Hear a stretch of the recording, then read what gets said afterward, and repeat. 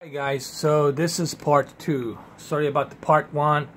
I ran out of memory on my camera, so let's continue with the part 2. If you haven't seen part 1 was me showing you the calibration, the first part of calibration. This is the second part of calibration, so I'm gonna rehash and go through what I already have done on the part 1 and finish this with the part 2 of calibration. This is TCL, Chinese company, TCL, 4K, HDR, and Dolby Vision television, okay?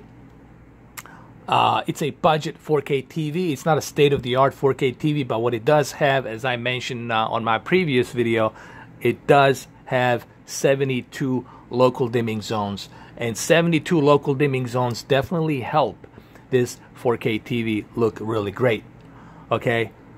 That's the one major difference that you will see between Samsung KS8000 and this. But however, Samsung KS8000 looks better because it has a better processor, higher end processor, and it has full wide color gamut with the nanocrystal cells, which also helps full wide color gamut be vibrant, and of course 1400 plus nits of peak brightness, which definitely helps the 4K.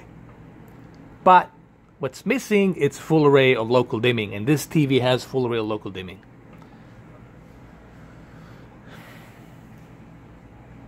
So let me just show you a little bit here. Let me just go through this. I want to just show you a couple of things here.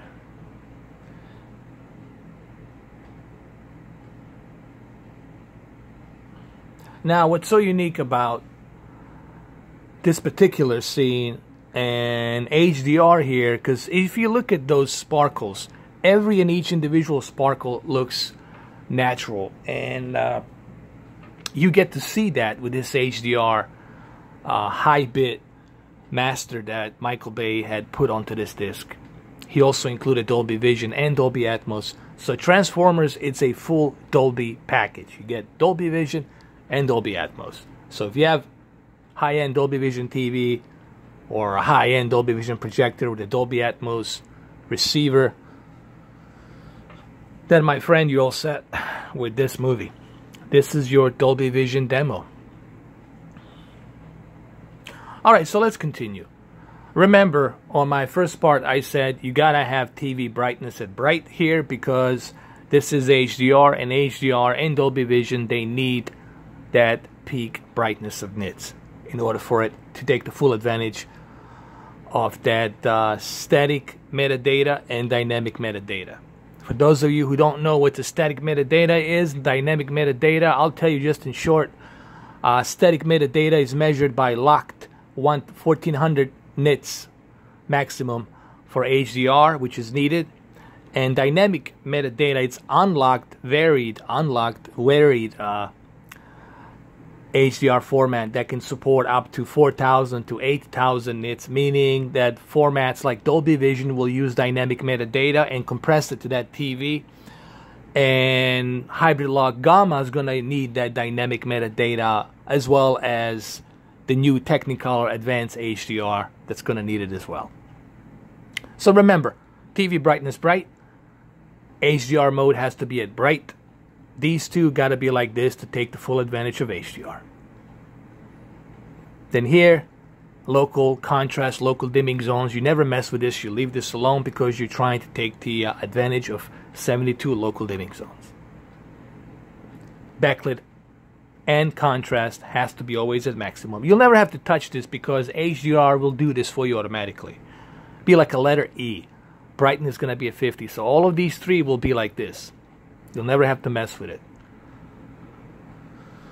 Sharpness is at 20.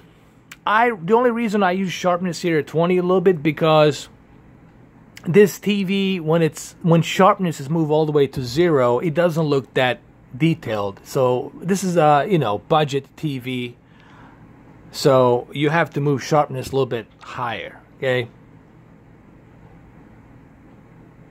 so you can leave sharpness at 20. Here, I'm gonna do this for purpose of you guys pausing this video. I hope you will pause the video and write these things down right now. Pause the video.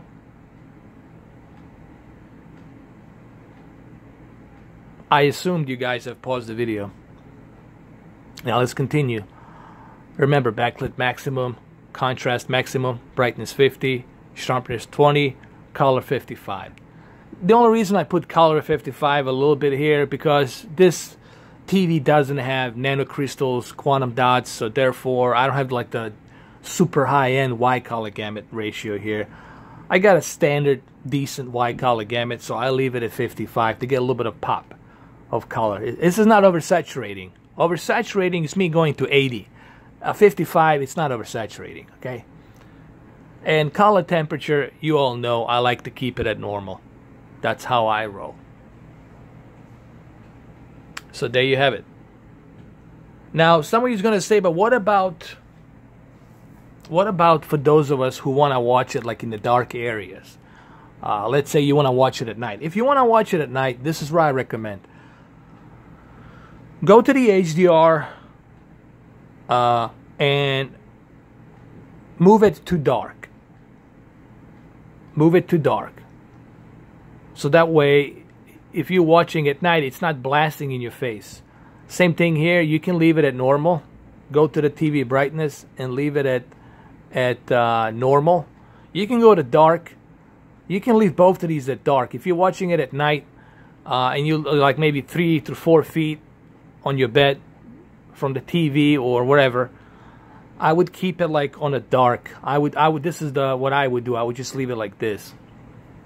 But if you're watching in lit up room, obviously you want to keep this at bright, or I would say brighter. Since this is HDR, I would leave it at brighter, and then I would leave the picture mode HDR at bright too. So, and as you can see already, you get to see that peak brightness be much better here. Maybe I can show you one more scenes really quick.